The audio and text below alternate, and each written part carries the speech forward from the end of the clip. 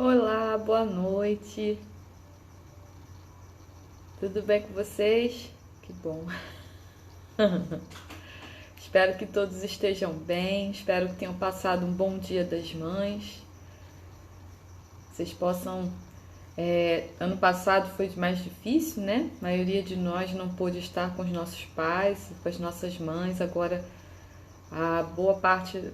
Alguma boa não, né? Uma parte da população já recebendo a vacina, a gente consegue começar a ver novas, né? Ter novas expectativas aí, coisas boas pra gente voltar a viver, né? Voltar a nossa rotina, a nossa vida. Mas vamos em frente, né? A vida é feita de desafios e desafios existem para serem vencidos, né? Para serem superados nas nossas vidas. E aí, como eu tô falando de desafio, quero avisar você que tá chegando a nova turma do Desafio dos Sonhos, tá? Já nos próximos dias nós vamos começar novamente a falar, colocar a data da matrícula e eu espero da inscrição, né? Matrícula parece até escola. Então eu tô aguardando, aguarde que em breve a gente vai colocar aí de volta as datas, os prazos para você participar com a gente do Desafio dos Sonhos. E também conhecer o nosso canal no YouTube, se inscrever, o Organiza Finanças, conhecer também o nosso blog, nos trazer sugestões aí, opiniões, o que a gente pode acrescentar no nosso trabalho, que edifique a sua vida, né? Que seja algo que ajude aí você na sua caminhada com as suas finanças, ok? Então vamos lá? Olha só. Essa semana eu separei um livro, ver se dá para mostrar aqui para vocês, ó. Tá ao contrário aqui no pessoal do Instagram. Pai Rico, Pai Pobre. O que os ricos ensinam a seus filhos sobre dinheiro. Ele é de Robert Kiyosaki. Eu vou começar falando para vocês a minha primeira impressão. Primeira impressão que eu tive sobre o Robert Kiyosaki. Eu tive do Robert Kiyosaki. O primeiro contato que eu tive com ele, não, né? Que eu nunca tive contato com ele. Assim, contato que eu falo assim, né? Palestra que eu assisti dele, eu tive uma impressão, assim, eu fiquei um pouco de estranheza, vamos dizer assim. Talvez pela nossa diferença cultural, né? Pela diferença cultural, por tudo que ele já tenha vivido. E ele começou a palestra dele, que eu assisti uma imersão, ele começou elogiando Donald Trump. Do nada. Meu amigo, e começou a exaltar o Donald Trump, mas também era próximo às eleições americanas do ano passado, então eles deviam estar inflamados ali naquele período. E ele começou a falar umas coisas que me deixaram assim um pouco chocadas naquele primeiro momento. Ele disse que ele já começou chamando os professores de comunistas. Eu, como assim, meu Deus? Ele tinha umas expressões muito fortes quando se relacionava à nossa cultura. Pra gente era muito forte, né? E tanto que ele disse que ele esteve no Brasil, em São Paulo, e ele mencionou que ele falou algumas coisas e ele foi vaiado. Mas ele não reclamou, não. Ele falando assim, como tem algumas coisas que a compreensão é muito diferente. E aí, ele me causou alguma estranheza no que ele ia falando sobre dinheiro. Às vezes ele parecia um pouco provocativo, às vezes até um pouco debochado. Teve um momento que ele falou que para ele a crise é boa, porque quanto mais crise, mais ele vende os livros dele. Então, mas, né, assim, sobre meio debochado, né? Porque aquela impressão ruim. Ruim não, aquela impressão, um ponto de interrogação. Eu ouvi tudo que ele falou, anotei algumas coisas que eu achei relevantes e fiquei intrigada, né?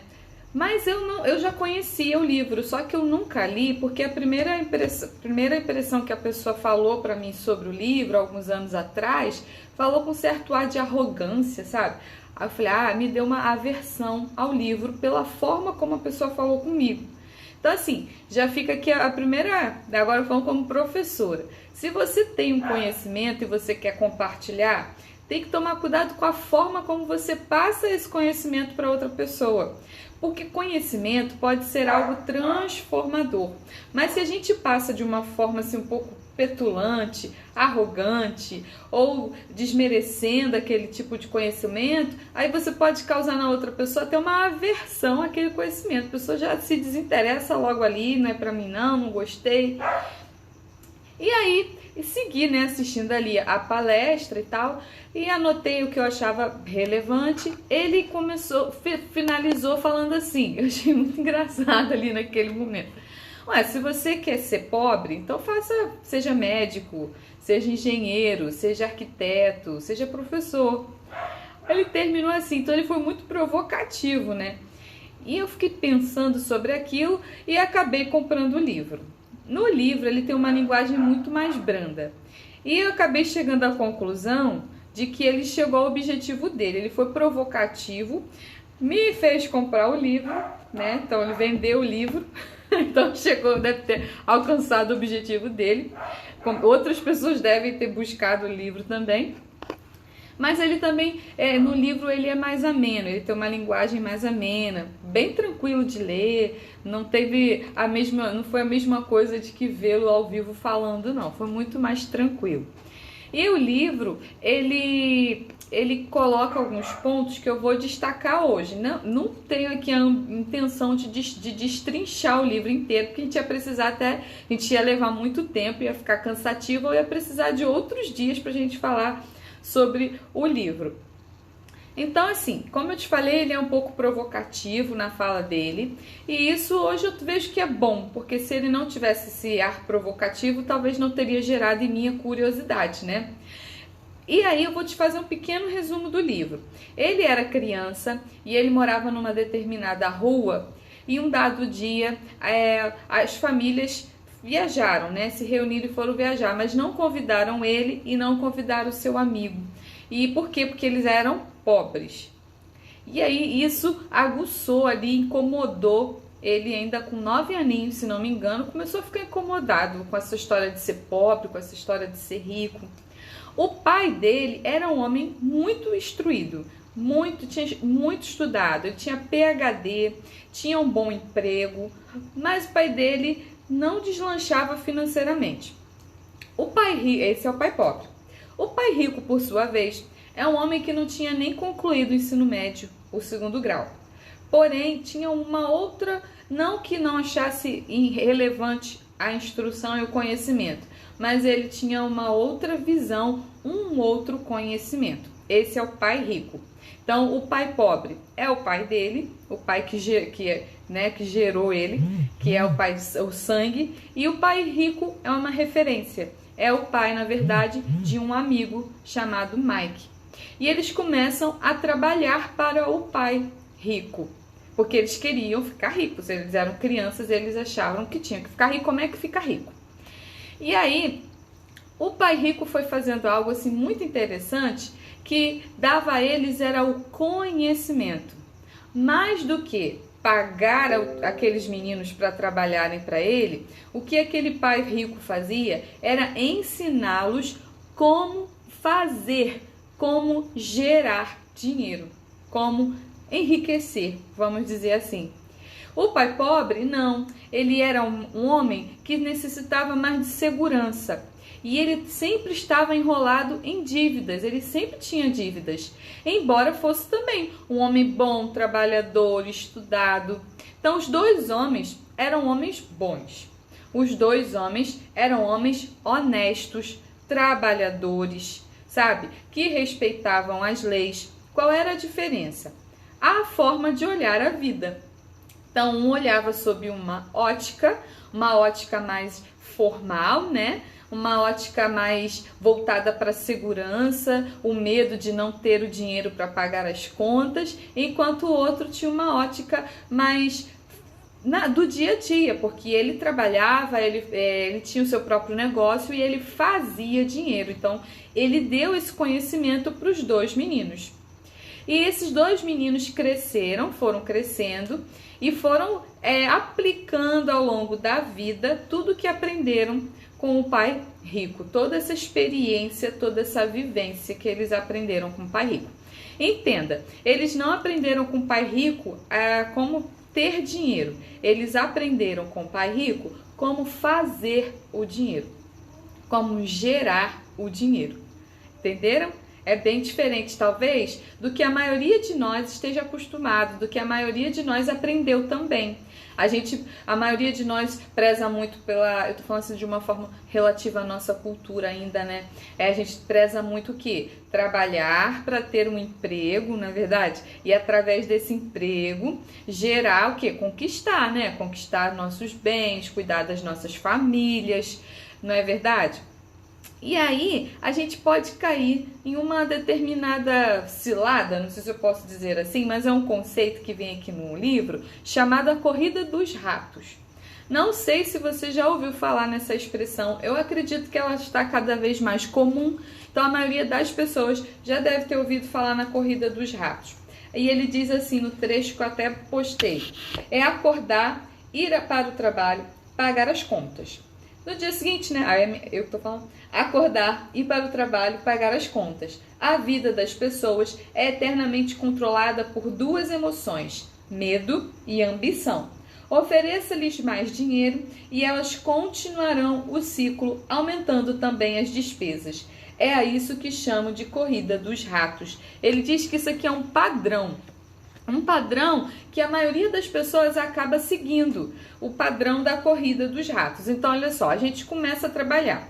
Então, a gente está lá ainda morando com os nossos pais, e aí vai para a faculdade ou não, mas começa a trabalhar. O que a gente, na maioria de nós, o que a gente começa a fazer? É gastar esse dinheiro que a gente recebe, né? Porque esse dinheiro que a gente faz com o nosso trabalho. E às vezes a gente vai comprometendo esse dinheiro sem nem perceber. A gente começa a trabalhar e aí já quer comprar um relógio novo, quer trocar o celular, quer fazer um monte de coisas com esse dinheiro e a gente vai comprometendo esse dinheiro, a gente já na juventude, já bem jovenzinho. A gente continua levando isso para o resto da vida da gente. E a gente acha que é um caminho bom, né? Por quê? Porque aí você vai estar ali jovem, termina a faculdade, começa a trabalhar e começa a empenhar o seu dinheiro, porque é uma forma de você conquistar as coisas, não é verdade? Só que o problema é quando isso vira um ciclo na vida da gente, vira um padrão na nossa vida. E a gente passa a viver para quê? A gente acorda para quê? Para trabalhar. A gente acorda para trabalhar para quê? Para pagar as contas. E aí chega uma hora, boa noite, gente. Boa noite a todos. E aí chega uma hora que o dinheiro não é mais suficiente, porque você já tá precisando de mais. Você ganhava aqui, ó, só que suas despesas já estão aqui. O que você conclui? Poxa, eu preciso de mais dinheiro para chegar nesse patamar. E você ganha. Você consegue, já faz uma pós-graduação, não sei, faz um concurso ou tem uma promoção e consegue chegar a um novo patamar. O problema é que aí você começa ou continua aumentando as despesas em nome de elevar o padrão de vida. Só que o problema é que quando elevar esse padrão de vida nos torna extremamente dependentes do nosso emprego.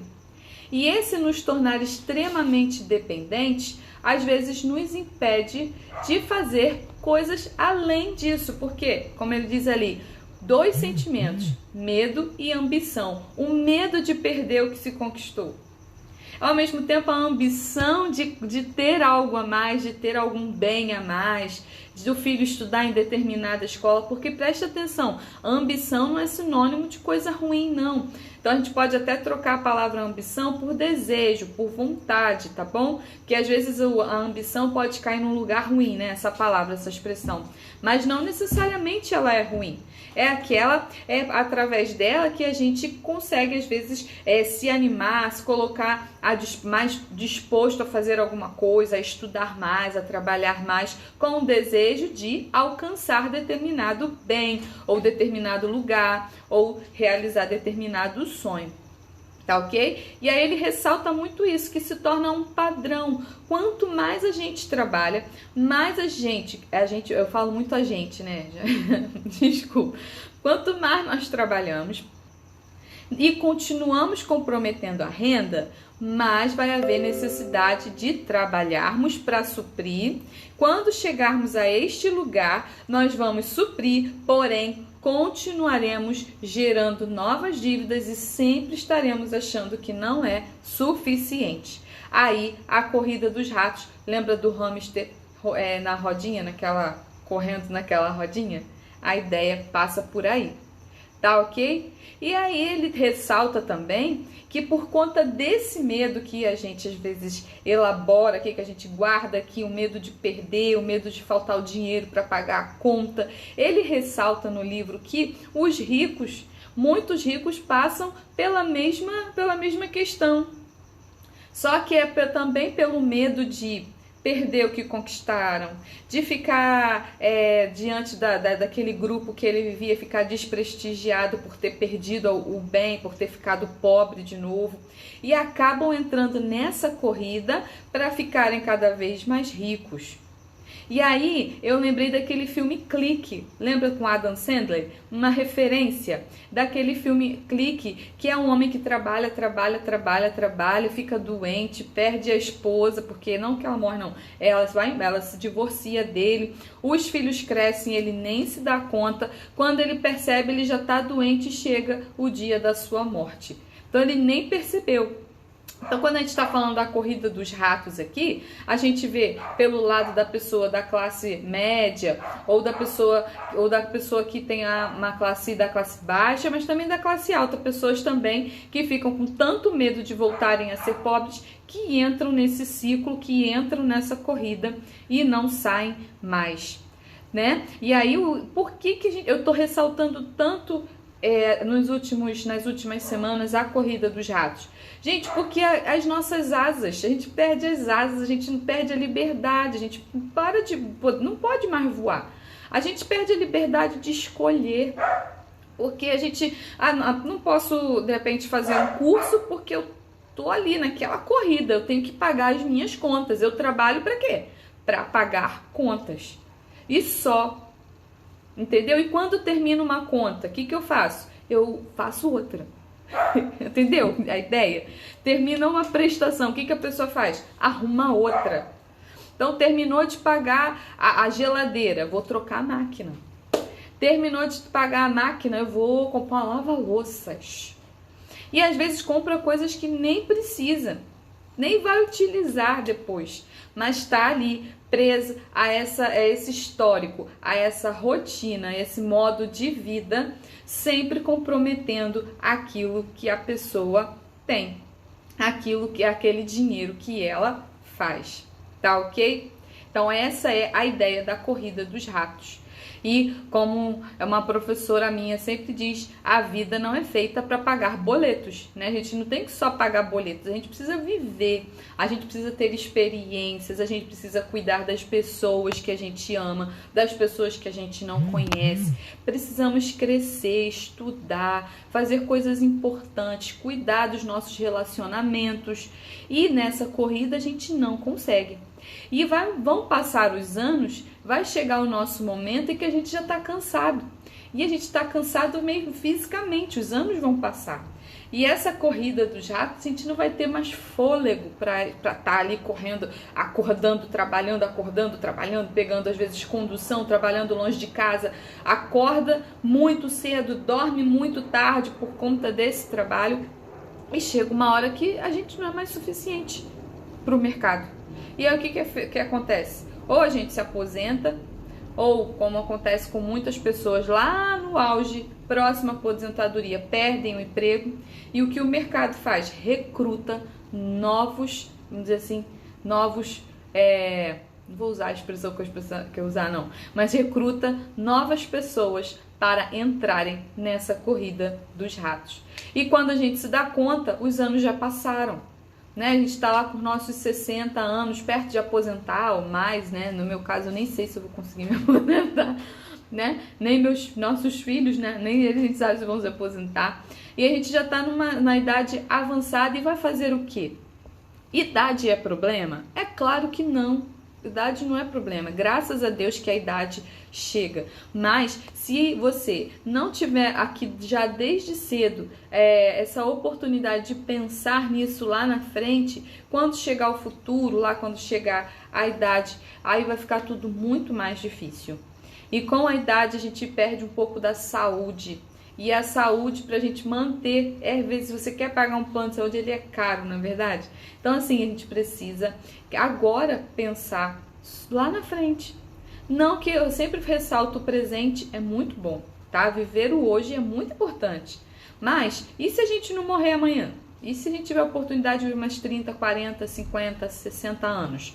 Tem pessoas hoje que ultrapassam os 100 anos, nós vimos aí na hora da vacinação. Quantas pessoas com mais de 100 anos? A gente nem às vezes tinha essa noção. Como é que vai ser? Vai estar dependendo dos filhos? Vai estar dependendo da ajuda de outras pessoas? Então a gente precisa pensar nisso agora. Enquanto a gente está com saúde, com força para trabalhar, mudar a nossa mentalidade e mudar a nossa rota, se for necessária. Ok? Outro ponto muito interessante que eu destaquei aqui, que eu gostei no livro, é a coluna de ativos. Porque a gente estuda contabilidade, eu não sou contadora não, mas eu estudei contabilidade um pouco, mas não era técnica, era um curso de contabilidade. Então lá na contabilidade a gente tem os ativos e tem os passivos, não é verdade? Então ativos são o quê? Os bens, os direitos, os passivos são as obrigações, ok? Então, mas ele ressalta aqui que a pessoa que ele chama de pobre, né? Que é quem é da classe média ou da classe baixa, vamos falar assim. Eu não me sinto nem muito à vontade de usar essas expressões. Estou usando por conta do livro, tá? Ele ressalta que pessoas, vamos dizer, como eu, compram, por exemplo, um imóvel achando que estão comprando um ativo. Compram um carro achando que estão comprando um ativo.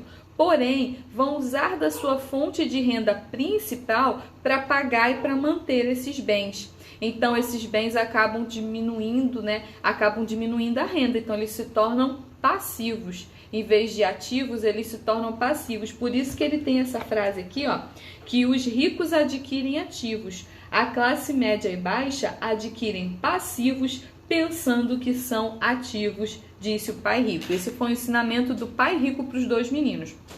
Então, assim, adquire o bem, a pessoa adquire o bem e ela mesma gasta para poder manter esse bem.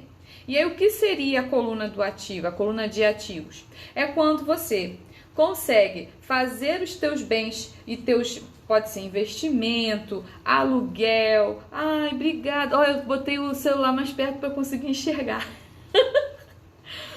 A Cláudia, boa noite. Obrigada, Cláudia.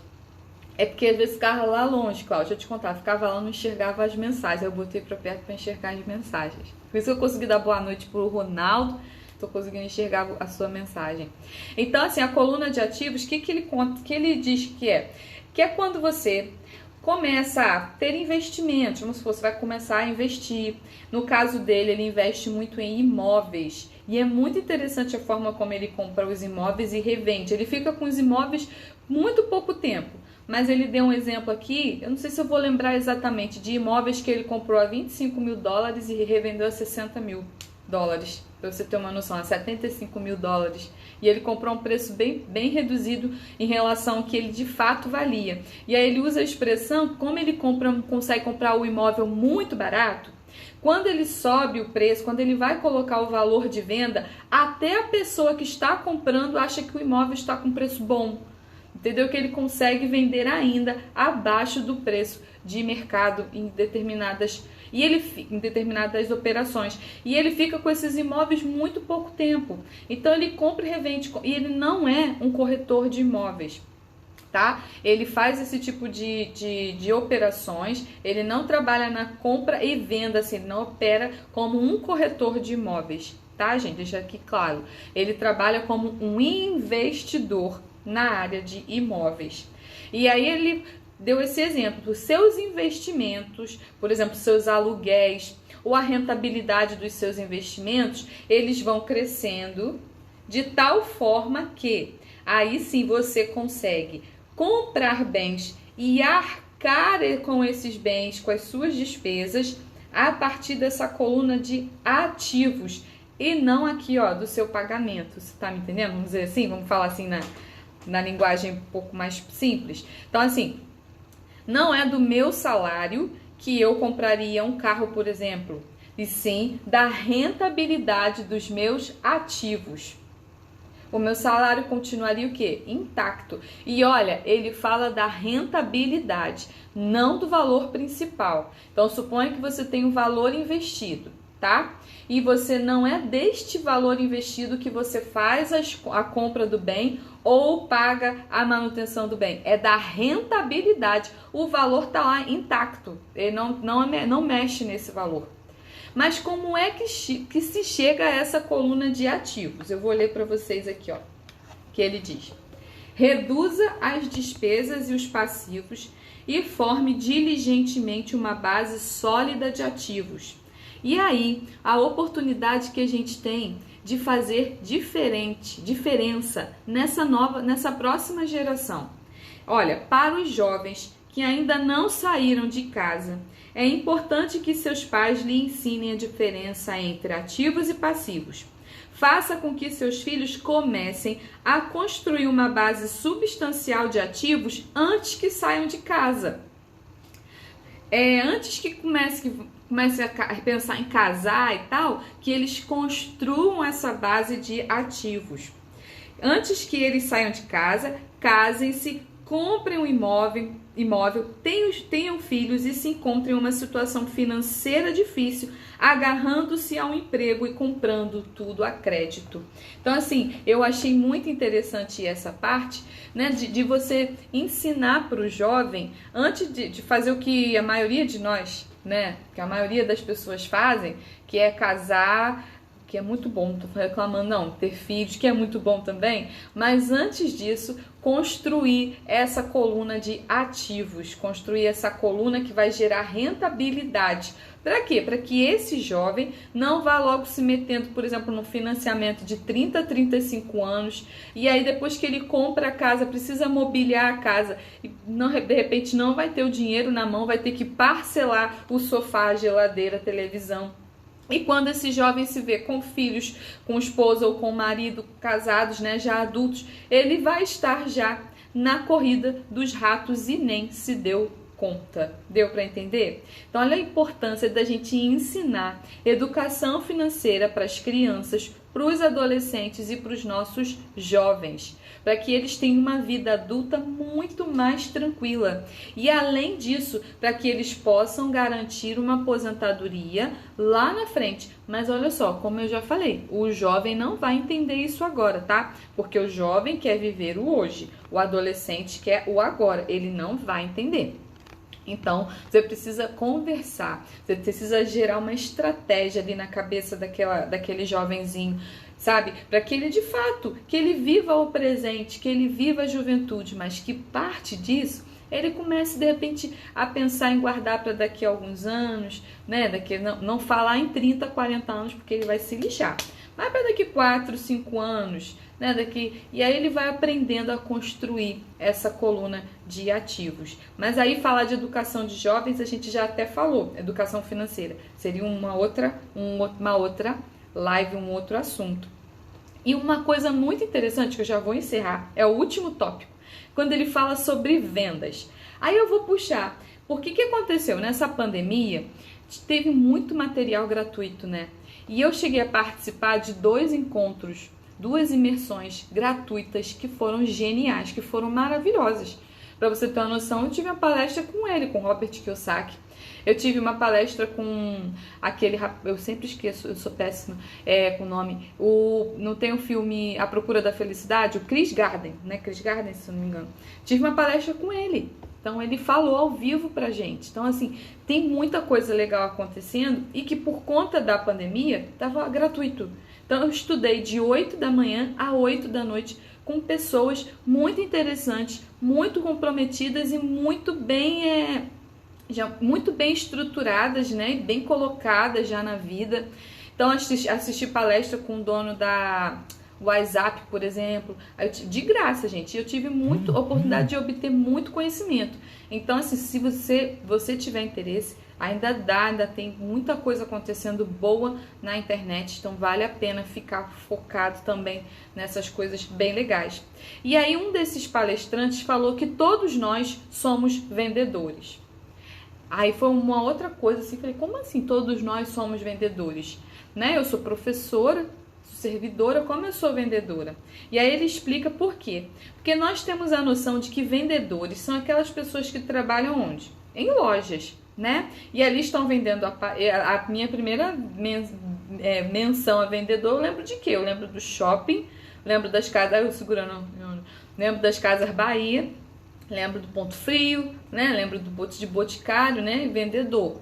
Aí quando ele diz que nós todos somos vendedores, eu não entendi. Mas aí ele explica o quê? Que nós todos temos uma força de trabalho, não temos? E o que a gente faz? A gente não ganha um emprego. O empregador não dá um emprego pra gente. O que ele faz é comprar a nossa força de trabalho. Então, nós vendemos a nossa força de trabalho. Alguns vendem a sua força de trabalho vendendo. Outros vendem a sua força de trabalho dando aula. Outros advogando, mas todos nós vendemos a nossa força de trabalho. Pensando nisso, que a gente vende a nossa força de trabalho, vê se não abre um leque na nossa frente, porque aí a gente tem a oportunidade, então, de aprimorar a nossa força de trabalho, aprimorar aquilo que a gente tem, e aí buscar quem compre, entre aspas, né, a nossa força de trabalho pelo valor que a gente merece, que a gente acha justo. Então, assim, abre um leque na nossa frente. Então, eu tô puxando esse ponto aqui para fechar aqui o ponto do livro, que ele dá exemplo de uma jornalista, se não me engano, das Filipinas, excepcional, uma menina que fazia os textos assim maravilhosos, entrevistas incríveis, e o sonho dela era escrever best-seller. Era o sonho dela. E ela já tinha muito material pronto, mas as editoras não se interessavam. E ele faz a ela, no caso Robert Kiyosaki, dá a ela a sugestão de que essa menina faça um curso de vendas. Ela se ofende, porque ela, como assim, curso de vendas? Ela não entende isso que eu estou dizendo para você agora, que também em algum momento eu não entendi, né? Ela se ofende, como assim um curso de vendas? Por quê? Porque ela não estava sabendo vender aquele produto, vamos dizer assim, para apresentar nas editoras. Ela não estava sabendo. E ela se ofendeu de fato, sabe? Ela se ofendeu e ele entendeu aquilo assim, e ele disse que ficou assim um pouco consternado porque era uma moça com muita capacidade, né? E ele chama aquele momento ali de uma certa arrogância. Poxa, mas eu estudei isso, eu estudei aquilo, vou fazer um curso de venda.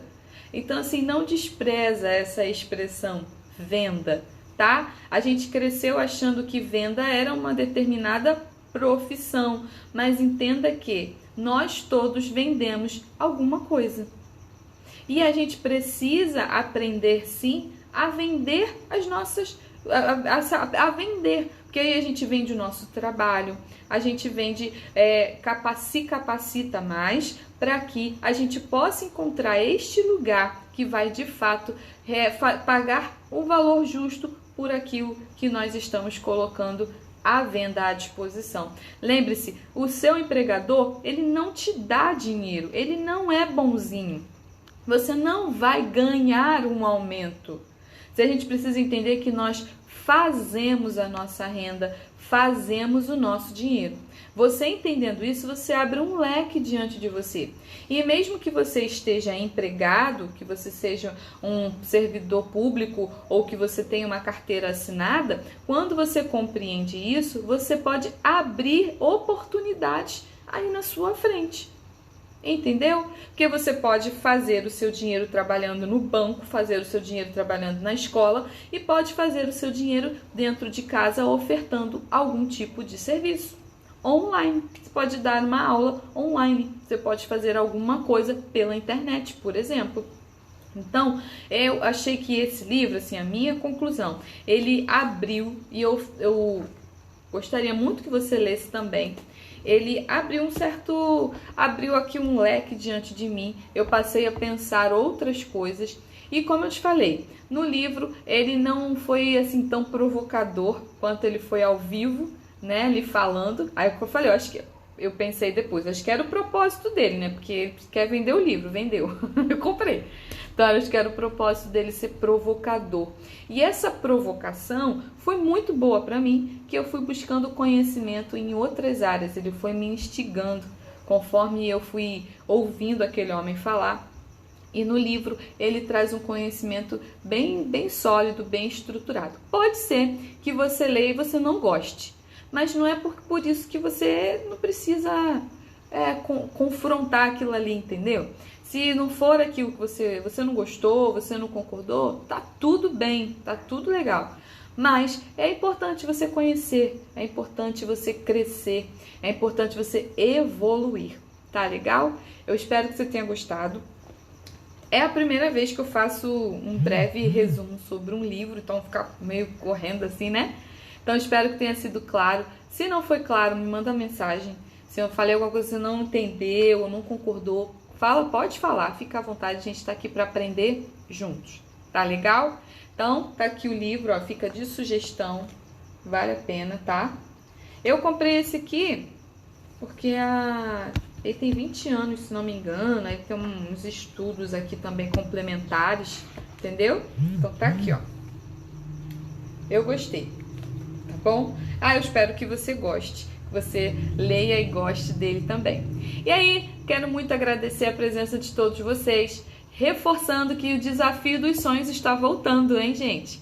Em breve aí, já na próxima semana, vocês vão ter informações mais precisas e eu quero muito ter você na nossa segunda turma do Desafio dos Sonhos, que é um mini curso de educação financeira e eu vou explicando aos pouquinhos para você ao longo dos próximos dias, tá? Se inscreva lá no nosso canal, Organiza Finanças, no YouTube. Temos o blog também, Organiza Finanças. Participa, dá lá sua sugestão. Fala sobre que assuntos você gostaria que nós tratássemos aqui também. Eu sou educadora financeira, faço atendimentos, trabalho muito com os endividados, né? Que é o meu objetivo, ajudar os endividados. Sempre com muito respeito, com sigilo, tá bom? Sempre com sigilo, que a gente fala lá na nossa sessão, fica na nossa sessão, e eu ajudo endividados a saírem das dívidas, e o meu grande sonho é ajudar o maior número de brasileiros possível, gente. Eu quero ajudar essas pessoas a saírem das dívidas, encontrar o caminho dos investimentos na área pessoal, investimento na área financeira. Esse é meu objetivo. Então, se estiver querendo, assim, você pode entrar em contato comigo. A nossa primeira sessão é sempre gratuita e em breve está chegando aí o nosso treinamento, tá? Treinamento Organiza Finanças de Transformação Financeira. E a gente vai trabalhar junto desde lá, te ajudar a sair do endividamento e te levar até o investimento. Tá bom, gente? Olha, eu agradeço muito vocês, esse carinho, esse momento que vocês passaram aqui comigo. Espero que tenha trazido conhecimento e que esse conhecimento provoque transformação. Conhecimento por conhecimento, né? A gente só acumula, não muda, mas que ele possa transformar. Tá bom? Um grande abraço, um beijo e até a próxima terça, se Deus quiser. Tchau, gente. Tchau, pessoal do Facebook. Obrigada, hein? Tchau, tchau.